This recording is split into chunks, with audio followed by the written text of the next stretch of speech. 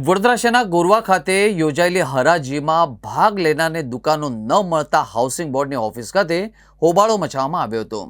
દુકાનોને હરાજી કર્યા બાદ દુકાનો ન મળતા ગુજરાત હાઉસિંગ બોર્ડ ઓફિસ પર ભારે સૂત્રોચ્ચારો કરી હોબાળો મચાવ્યો હતો, જેને પગલે ગુજરાત હાઉસિંગ બોર્ડના એક્ઝિક્યુટિવને રજૂઆત કરવામાં આવી હતી, પરંતુ અધિકારીઓ દ્વારા વાત ન સાંભળતા ઉગ્ર વિરોધ થયો હતો।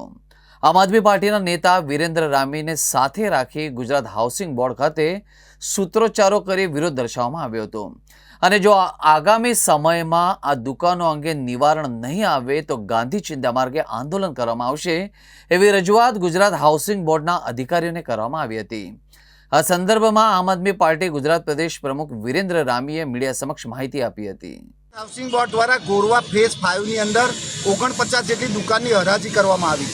હરાજીના ટાઈમ પર લોકોએ જે બેઝ પ્રાઇસ હતી એ ભરી, પરંતુ જ્યારે હરાજીમાં એક ફાઇનલ બીડ પર જ્યારે ફાઇનલ બોલી બોલાઈ ગઈ, લોકોને દુકાનની ફાળવણી કરવાનો સમય આવ્યો, પરંતુ ક્યાંક ને ક્યાંક આ લોકોને હવે અત્યારે આંખો ખુલી છે।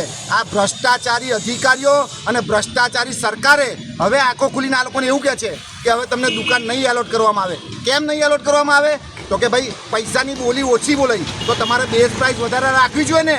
પણ ક્યાંક ને ક્યાંક આ ભ્રષ્ટાચારની અંદર અધિકારીઓ અને તંત્રીઓ સંત્રીઓ અને મંત્રીઓ ભરાઈ ગયા છે, ત્યારે આજે ગુજરાતની પ્રજા દુઃખી થઈ છે। પણ આની અંદર અમારે સુપ્રીમ કોર્ટ જવું પડશે, હાઈકોર્ટ જવું પડશે, જઈશું, પણ આ લોકોને ન્યાય અપાઈશું।